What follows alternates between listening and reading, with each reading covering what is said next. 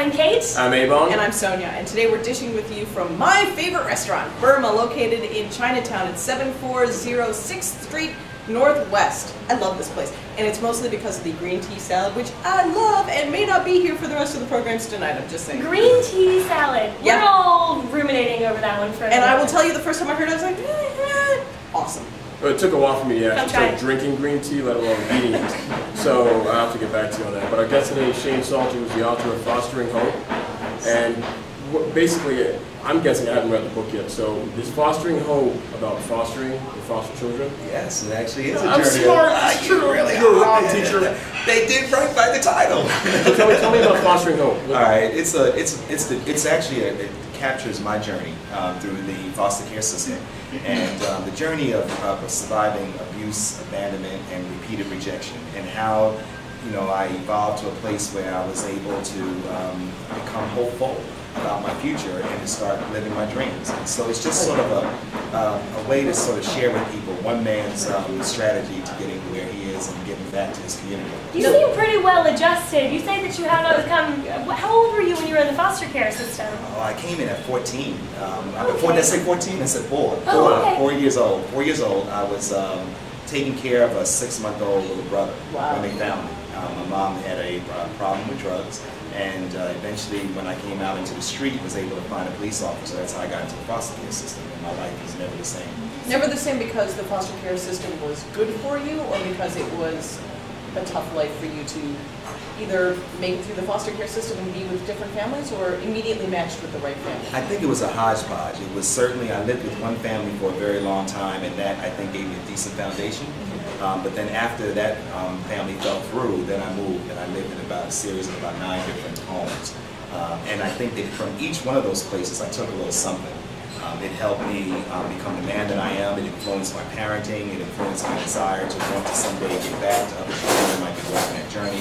So I think at the end of the day, it turned out to be a really good piece. That has got to be the hardest part, to be moved from house to house to house, to never really know where home is. Yes. How in the world did you get through that? It was hard. It was very, very hard. I think that like you said, the worst part is just not knowing if I do this wrong today, will they kick me out? Not knowing when I come home from school where I was going to actually be at sometimes. I think that it teaches you, if you allow it, I think to look at each experience as a new beginning. And I began to start, that's how I sort of started rising above it. I started looking at each time I moved, I said, well, here's a time to start all over again. And a time for me to sort of decide who and what I want to be. And I think it's kind of strange because it started like about 13, 14 years old. So now that I work with young people and have kids, I'm like, well, where did that come from? So did you recreate yourself in every new house? That's exactly what it was. This one, I'm going to be. Now the flip side of that is that you start developing this capacity to start wearing masks, and you have to be really careful to strike the balance of not being what people need when they need you to be, and so there's a delicate line there. But I did learn so much from different cultures. I lived with families that were Haitian. I lived with families from the South. I lived from, it was a very good experience from that perspective. But I will tell you, there's nothing like having a place to call your home. And so the 2 little boys, the youngest 2 that I adopted, who were brothers, I was determined that I wanted to keep them together. Their family was out of Southeast, and I looked at them, and they were on Wednesday's Child one day, and I saw little Moye saying to little Nigel, now Nigel, just one book now. They were in the library, and I looked at them, and it reminded me so much of me and my brother, and the devastating impact that this experience had on my brother. It didn't turn out to be what he was, I think, destined really to be. This has broken him in a way because all he had was me. And what happens, unfortunately, to a lot of kids, particularly black boys, is that there aren't homes, people aren't out there jumping up and down to take older black boys. And so to give them the best chance, sometimes folks separate them. And the separation destroyed my brother because I was just everything to him. And we had no idea, which is how I started CASA.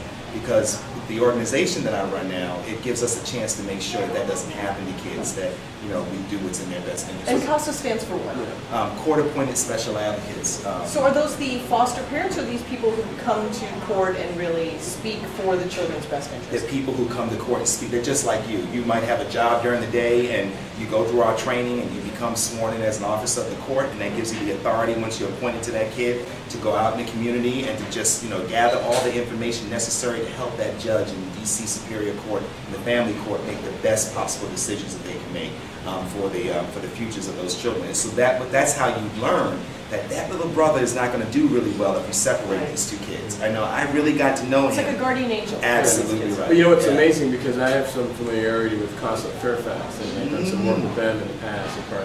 Great program. Are you like a foster dad? Well, no, but very similar to whether it's raising money or going through the gay life, stuff like that. It's very similar, and I understand a lot about what you were saying, because a lot of, whether you're become a court-appointed advocate or you're sort of like in a mentoring capacity, you see the impact you have on the lives of the kids who are, who are going through the system, whether they've gone through drug abuse or even sexual abuse, or a mixture of both. That's right. And we had, at one of the galas several years ago, we had a young woman at the time, but she was late teen. She came on and actually told everybody about her experience through being sexually abused and how her advocate helped steer her clear of what usually happens to people who go through that. So, I mean, it's phenomenal. Once I heard you were constant, I was actually.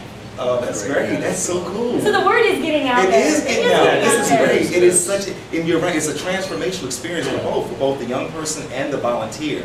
I've had people who become CASAs who started off volunteering and they changed their career.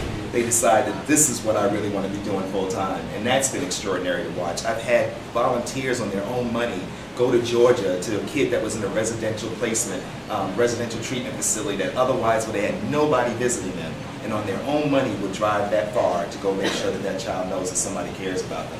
When you see the power of the human spirit showing up that way, it is so moving and so compelling. And I think a lot of people who want to become foster parents, or people who are unsure if they have the resources or are ready for that commitment, I've heard of something where there's almost like respite care for the foster families. Can you tell us a little bit about that? Yes, and what a lot of foster families will need sometimes in order to preserve the placements from disrupting, like when my brother and I would get kicked out or moved from a place, sometimes it was because we just stressed the family out, and if you had just given them a break, maybe they might have been able to keep those kids in place, have those children be able to go someplace for a weekend. So you can be a respite, you should call, the Child and Family Service Agency in the District of Columbia and really consider if you're interested in becoming a respite care provider as well.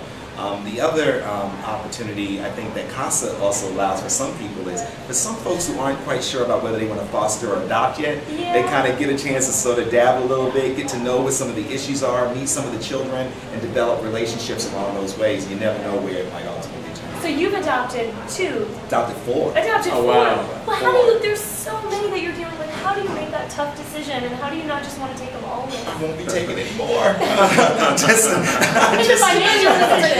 gotta know your limits, you gotta that's my last two boys. I mean, anybody who's like a parent of boys knows that's all I needed, was those 2 little brothers. But my oldest 2 are, one is 28 now and the other one's 26. And I just became a grandfather in September from one of them. And I mean, so it's really great to see the end of the journey and how they sort of have evolved into the young men that they are too. So. Well, it sounds like it really has been a journey from the beginnings to writing the book to founding CASA, everything that you're doing now, and continuing it on. And it's just really, been a great life. really wonderful. And thank you for coming on and telling us about it. Thank you for having me. If you're interested in foster care or you're interested in becoming an advocate, obviously you can check out CASADC.org. Thanks so much for being with us. As always, check us out here next time on The District Dish.